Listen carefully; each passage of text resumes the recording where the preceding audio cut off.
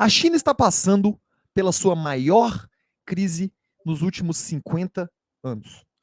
Hoje, ela enfrenta a maior bolha imobiliária na história da humanidade. Você vai entender isso.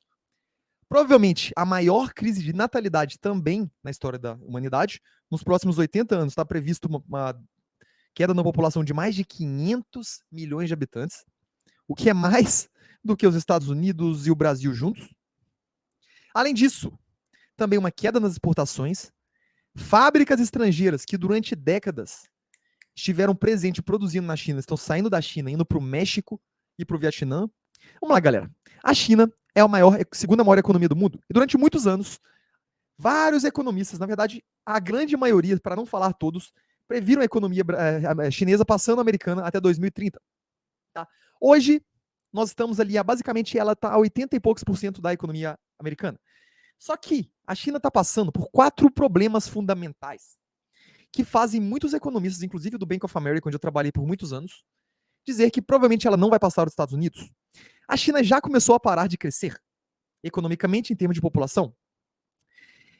E em termos de economia, o GDP, né, o PIB ainda tem crescido, mas de forma artificial. Vamos estudar isso. Vamos lá, galera. Crise imobiliária chinesa. Assistam esse vídeo aqui, que é muito interessante. Isso aqui é basicamente... Em meados de setembro, a polícia da China deteve pela primeira vez vários funcionários de uma subsidiária financeira da Evergrande, a segunda maior incorporadora imobiliária da China e a mais endividada do mundo. Pouco depois, o próprio fundador e presidente da empresa, o bilionário Xu Jiayin, foi detido. Ele agora está sob investigação por crimes que ainda não foram revelados. Esse ano, o passivo ou as obrigações financeiras da Evergrande chegaram a 340 bilhões de dólares. Em 2021 e 2022, a empresa teve uma perda de 81 bilhões de dólares. A maior incorporadora da China... Vamos entender, pessoal, por que as duas maiores empresas de construção civil da China basicamente quebraram. Elas quebraram porque na China, durante muitos anos, a gente teve uma população, a maior mudança de rural para urbana da história da humanidade foi o que aconteceu na China nos últimos 50 anos. Mais de 1 bilhão de pessoas saíram do campo e foram para a cidade. E isso causou um boom absurdo, o maior boom da história realmente da humanidade de casas. E na China, não é igual nos Estados Unidos, que, por exemplo, as pessoas investem muito na bolsa. Na China, eu vou mostrar aqui outro artigo, 70% da riqueza das famílias, que nos Estados Unidos é muito, isso aí corresponde a 30%, 70% vem das casas, coisas. E por que na China funciona assim? Porque o modelo de crescimento econômico chinês é basicamente a família de alguns filhos compra uma casa, pega muito do que eles guardam para comprar essa casa, depois compra a segunda, a terceira, a quarta casa, porque o setor imobiliário é o mais estável na China. A bolsa chinesa é muito regulada, então é normal o chinês comprar imóveis. Só que agora não tem mais demanda por imóveis. Eles construíram e já não tem mais para quem comprar. Durante vários anos, mais de uma década, o valor das casas aumentaram coisa de 2 dígitos. Nunca viu-se antes no mundo isso aí acontecendo. Só que agora só parou, não tem mais demanda, não tem mais para onde crescer. E os chineses agora estão ficando com medo de comprar suas casas, as imobiliárias estão quebrando e não tem mais o que construir. Não dá, não tem mais o que construir. A população parou de crescer e as pessoas já têm várias casas paradas, cidades fantasmas, várias coisas fantasmas. Então o setor imobiliário chinês, que é o maior do mundo, está entrando, né, já está numa recessão absurda. Tanto que as 2 maiores empresas chinesas quebraram. Outra coisa, essa queda vertiginosa também resultou em uma queda na bolsa chinesa. E olha isso aqui, pessoal, isso aqui é a bolsa chinesa. Vamos analisar a bolsa chinesa.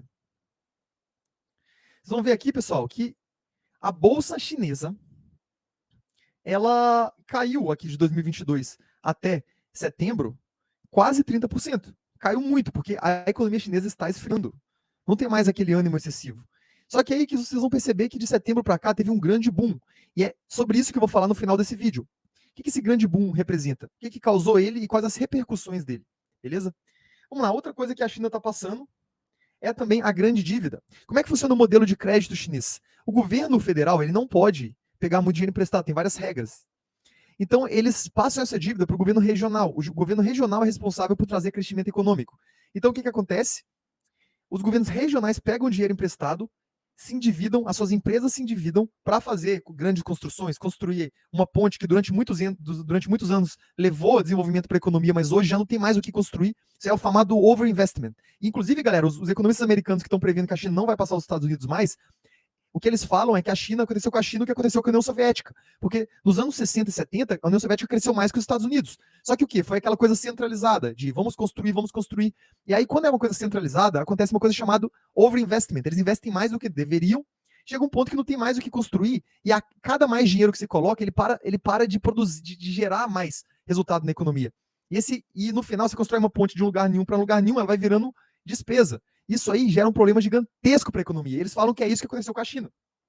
E além disso, galera, são 47 trilhões de dólares entre empresa, governo, de dívida. É muita dívida. E na China a taxa de juros é mais alta do que nos Estados Unidos, porque não é todos os países que têm coragem de comprar a dívida chinesa. É difícil você comprar a dívida de um banco chinês, de uma empresa chinesa, porque você não sabe o que vai acontecer. Não tem tanta segurança. Tá? E além disso, em 2023, as exportações da China caíram 5%. Imagina, galera, depois da Covid, depois da pandemia, o maior exportador do mundo, o país que mais exporta do mundo, tendo uma queda de 5%. É muita queda, pessoal. Enquanto não tem como você manter uma queda dessa e mesmo assim ver a sua economia crescendo 5%, como eles querem. Olha isso aqui. Em 2023, olha aqui, ó, vamos ver, macro trends. Em 2023, caiu. Caiu. 5%. Isso é muito. Em 2024 tá caindo mais ainda, galera. Então a China está com problemas. Mas aí o que acontece? O governo chinês ele declarou a maior medida de incentivo econômico já feito. E eu quero mostrar os pontos. O que eles vão fazer, galera? São alguns pontos. O primeiro ponto vai ser, o ponto número 3, ele é muito importante, porque ele vai mudar tudo de como é que funcionam nossos investimentos, beleza? Vamos lá para os pontos. Vou compartilhar a tela e nós vamos estudar juntos aqui. Vai ficar fera. Fera em China.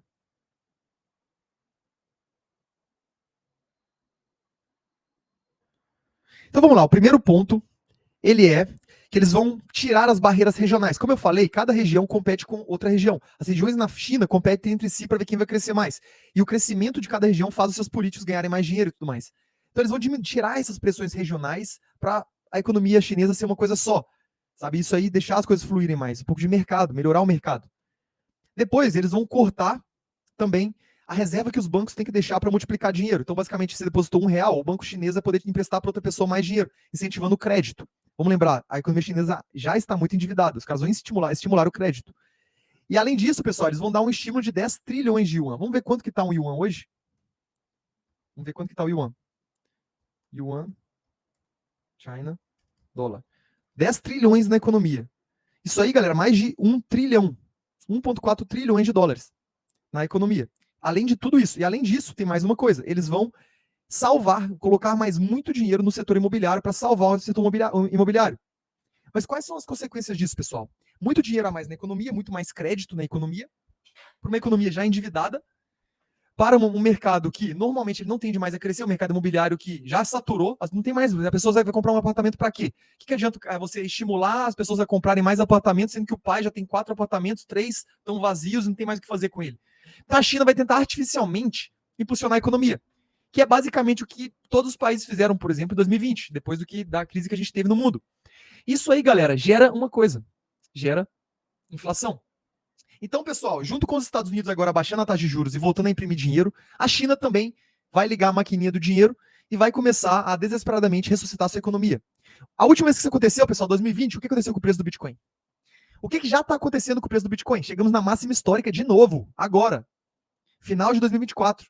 Então, galera, apertem os cintos, tenham Bitcoin, porque não só os Estados Unidos vai abaixar a taxa de juros e imprimir dinheiro. A China, a segunda maior economia do mundo também, e a Europa já começou. Então, beleza? Apertem os cintos, tenham Bitcoin da forma certa, contem com a 4P Finance, sigam esse canal aqui, se inscreva para você estar sempre sabendo de tudo mais rápido do que o seu concorrente, e também dê o like no vídeo para ajudar esse canal a crescer. Grande abraço e até